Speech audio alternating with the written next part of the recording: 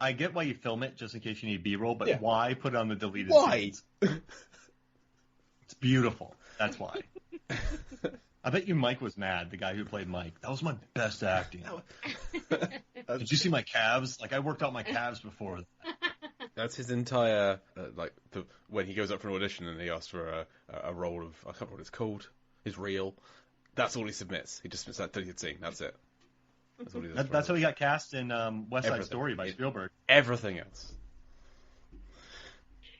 Now, I know he's not in it, but I would love him to be in West Side Story. He doesn't even have an image next to him on IMDb. So, yeah. Oh, man. Sorry, I was just thinking about Mike walking to a generator. So I like that when Misty and Trent get to the boat, Misty is like remorseful having pushed Aaron in, because at that point she thinks Aaron's dead, and they have that little moment of her, oh, I shouldn't have pushed him in, and Trent's like, no, you're just trying to save him, and that's just, you wouldn't normally get that scene in this kind of film, I think, where they're just like, oh, a character died. Let's generally take a moment and think about, did I cause that? Should I have done something different? So I like that little scene. It's a nice little exchange between the two. I think they're quite good at like dealing with the character deaths for a group that haven't really known each other very long, because the first thing like Misty says when she gets out of the water is she's like, Aaron, where's Daniel? And they just gives her that look of like, he got chopped in half. And then so I feel like they're always, yeah, especially Misty, I guess, they're always like checking up on where the characters are, whereas like if it was me, I probably wouldn't remember half of their names. Like I feel like it's sort of that she's like that cares about people. So yeah, it's a nice sort of change from that, like everyone feels a bit disposable in kind of horror films. It feels like she actually cares about everyone apart from Jiran. I guess if he was dead, she probably wouldn't even ask. She would just be like, it's fine. This makes me want to go back. I feel bad because at first I thought Misty was really coming on strong, but now I realize she just saw through him the whole time. Oh, I love it. I'm just evolving with this movie. At first I didn't like it. Now I just adore it. I love it. Oh, man. Let's do this again, Jay. Let's do another 10 episodes. And then maybe on the next film. Yeah. 11 on that one. Yeah, Right? I feel like I can't imagine anybody else in the entire world having spent 10 hours discussing Deep Blue Sea 2. I'd love to meet the people that have. If there's anybody else out there who has done 10 separate podcast episodes all about Deep Blue Sea 2, I want to meet these people. Well, when we do our convention in 2023, when everyone's able to travel again, like I think 2022 might be pushing it. So I'm going to say 2023. All right. Yeah, we Atlanta. can talk about Deep Blue Sea 4. We'll have a screening of Deep Blue Sea 4 at that point. Whoa. Actually, we got people all over the world, so we'll just do the UK. We'll go over there and do our convention over there. That's fine with me. Like. I don't know what the permitting's like, but we have people from what? Australia, South Africa, Canada. We got people from all over, so we got to think of a nice, Scotland, Ireland. Yeah. We got to think of people from, I can't just say America. Like we got to meet somewhere and do a Deep Blue Sea Con. Well, imagine that. We got every actor lined up. I managed cons for years. I could do some good line control out there. I know photo op people. I could do it. Okay. I could run Deep Blue Sea Con. Yeah. The problem's selling tickets. I think the tickets will sell themselves for this, Mark, with that kind of lineup. Yeah, you're right. If we had LL Cool J doing a free show for everybody who bought a ticket, that would put in thousands of people. Yeah. Is he just going to sing Deepest Bluest on a loop, or is he going to do some other lesser songs as well? Deep Blue Sea every third song. Okay. Deepest Bluest every third song. Yeah. He can do a rendition of In the Blue as well. I want to hear LL Cool J's rendition of the title song from this film. Oh man, that'd be amazing. Yeah. Stellan he can make one up for Deep Blue Sea 3. I bet you people would come out for Stellan Skarsgård. Oh yeah. We'll only serve the Helsinki hollandaise and the Finnish pancakes. Oh yeah. A giant cake. Giant cake. And shark gummies. Yeah, shark gummies. Oh, and the beers that they had in Deep Blue Sea 3. They do shots in 3, don't they? So yeah. Yeah, shots and beers. All right, this is would you go to this con? Would you come down? Would you go to this? Would you? Well, no, you've been a guest. You get free tickets. If you have free tickets, would you come? Hang on. No. No, yeah, I would definitely come. That sounds amazing. I'm always happy to meet up with, especially like kind of rubbishy sequel fans, because rubbishy sequels are usually my bag. I'm usually defending those. So yeah, I would definitely be there. Hey, so before we get out of here, give us 5 rubbish sequels we should watch? Oh man. Well, I mean, I don't think stuff's rubbish. I always love it. But so Urban Legend 3, Bloody Mary, is one of my hands down favorite films. It's so good. I'll watch that. Carrie 2, The Rage, is also great. Oh man, what other What about ones? Final Cut? Is that worth watching? Yeah, I do like that as well. I like all the Urban Legend films, to be fair, but the Bloody Mary's like a weird, like supernatural twist to it, rather than just being a straight up serial killer. So yeah, that's fun. On that note as well, I'll Always Know What You Did Last Summer also has a supernatural twist to it. Oh, I've never watched that. Yeah, the way it's quite terrible in comparison to the other two. Oh man, I'm trying to think what other things. Halloween H2O is one of my favorite Halloween. Yes. So yeah, I'm not sure. Some people seem to think it's terrible, but I really like it. And probably like Jason X, maybe. Yes. That movie's perfection. I love that movie. I love it. I love that movie. I had to study it a lot. I do these things called film theory, and I did a thing about Jason Voorhees teleporting, and I made sure to get Jason X in there because I love that movie. And H2O, we did a video for Rotten Tomatoes. It was versus H2O versus Halloween 2018, and H2O won because it's so good. I love it. I think it came out when I was like, I don't think I was quite 18, but it was like the first Halloween that sort of came out that I was aware of, like as a teenager. So it was the one that I like rented a lot from the video shop and stuff and watched before I got to see the like kind of older one. So I definitely have a deep love for it. But yeah, some people don't like it.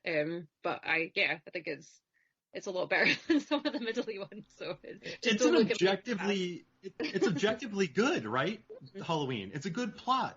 I figured out how many times Michael had to stop and fill up gas in his car. I figured out the gas mileage of the car and the route to where he was driving. And nice. I figured out how far and how long did he use his blinker. I did a bunch of math.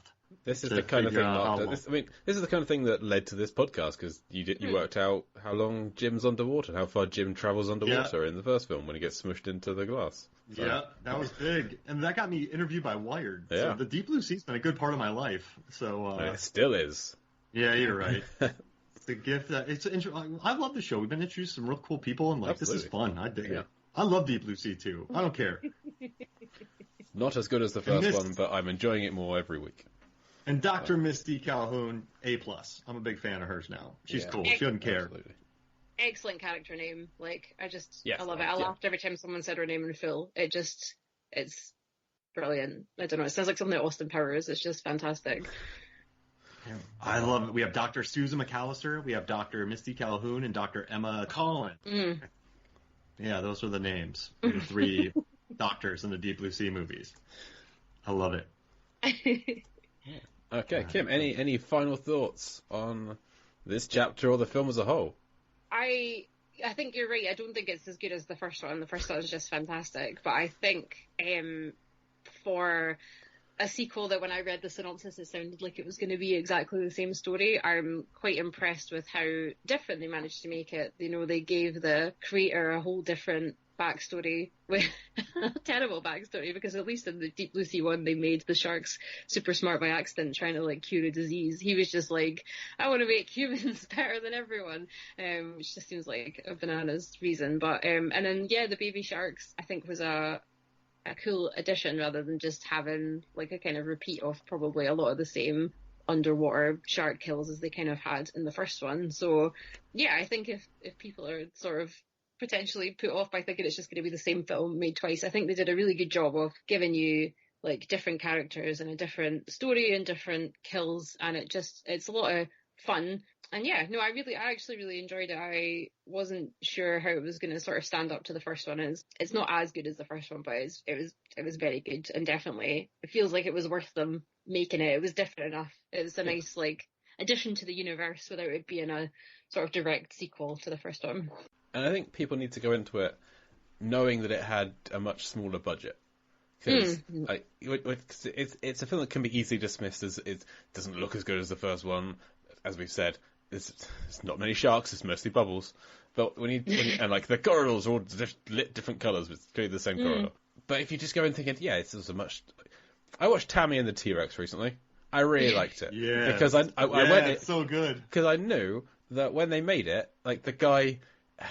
It had been written, produced, and entirely filmed in the space of, I think, 2 weeks or something. And we just go in thinking, okay, so the director was approached with someone saying, I've got a mechanical T-Rex, and I've got it for a week, and that's next week. Make a film. It's like, oh, okay. And this is the result. It's fantastic that this is the achievement when you come out with those restrictions. So the same thing is here. It's a shark film, intelligent shark film. It's lower budget. There's not many known actors in the cast. This is pretty much as good as you're going to get, I think, with this script and this budget and this timescale. So I'm glad that you liked it, Kim. I'm glad that most of our guests have liked it. Not all of them. And they had to recycle water too. Yeah, they had a lot of restrictions on them. Yeah. But thank you for joining us, Kim. Where can the listeners find you? Where can you find your stuff? So I write for Ghouls Magazine, which is a horror site that is written from, it's all female or non-binary and trans writers writing about horror kind of from a female perspective. So I write for them. I've also got my own blog called Little Red Horror, where I sort of do a regular column comparing like remakes to their original films, because as well as terrible sequels, I love terrible remakes. And I usually just write lots of really specific lists about horror films, like my favourite ankle injury scenes or my favourite scenes that involve a fridge. Yeah, ankle injuries are like my thing, you know, some people don't like teeth or they don't like nails. Like ankle injuries in horror films are my, like, that's the worst. And there's so many ankle injuries. Like I wrote a list of like 10, I think, a couple of years ago, and I have another list of like, yes. The House of Wax is the worst one, where the guy gets his Achilles tendon snipped by a pair of scissors. Or the guy in Hostel, again, who gets his Achilles slashed, and he doesn't realise, and he stands up and his foot like separates at the back. There was loads when you start looking for them. So yeah, I like writing very specific lists about very niche parts of horror films. So my blog is Little Red Horror, so you can find me over there. And you crossed our path just from your article that you wrote on for Ghouls Magazine on your top 10 killer animals in horror, where Deep Blue Sea was number 9 on the list, and I love that you have Congo on there. Congo's a film that Mark and I have discussed before, and Anaconda obviously is on there, so it's a great list. I'd never heard of Stung, giant wasps in Stung, so I'm gonna have to check that out now. That's a good one. Yeah, that's on Shudder. That's a lot of fun. But Deep Blue Sea was on it because it's just, I think I tried to narrow it down to like only have kind of one of each animal, and I was like, Deep Blue Sea is like the kind of funnest shark movie, because I just like that they're so like conniving and basically tricking people into dying and things. But yeah, Congo, those white baboons scarred me as a child. Like Tim Curry getting his head bashed off by them was fantastic. So lists like that is the kind of thing I usually write. So if you're a fan of that, you'll probably like my blog. Excellent. Well, listeners, you can find this podcast on Facebook, Twitter, and Instagram at Deep Blue Sea Pod, or email us deepblueseapod@gmail.com. And you can read more of my writing over at my personal site, lifeversusfilm.com. Not much happens there, but sometimes it does. And you can join the LAM, the large association of movie blogs, which is exactly what it sounds like. It's a large collection of movie blogs. If you have a movie blog or want to find other movie blogs, then head over to the LAM, largeassmovieblogs.com, and check it out there, and listen to the Lamcast, the Lambs podcast, which I have a monthly movie trivia show on Lampardy. Mark, where can people find more of your stuff? Yeah, Movies, Films, and Flicks. So Movies, Films, and FLIX. We have the podcast. You can listen to it wherever. Movies, Films, and Flicks. We write reviews, do weird data. I figured out how much The Rock sweat in Fast 5. That was cool. Just a normal thing to do. Just a regular thing to do. Well, so many people talk. So I was going to pitch an article for a website, and I started finding articles about, like, he's so sweaty in this movie. Almost every article talks about his sweat. So I was like, well, how much is it? I love Fast 5. I love the franchise. So I just sat there, and my wife and I hung out and counted the sweat, and then I recreated it by like jump roping and doing lawn work, and then I did tests on shirts with water to find the adequate soaks in like arms and head. It was very scientific. It was good people loved it. Put up on Reddit, got like 2,000 upvotes. And then I write for Rotten Tomatoes. I'll have a few horror articles coming up for Spiral. That's coming up. I do the Rotten Tomatoes. I do the research for Rotten Tomatoes is Wrong. You can listen to that. I do the research for Versus on Rotten Tomatoes, so you can listen to that. And then I write for Film Theorists. So I got some new theories coming out. I have a Minions theory that just came up today or 2 weeks ago, if you're listening to this. and then I should have a new one by the end of the month.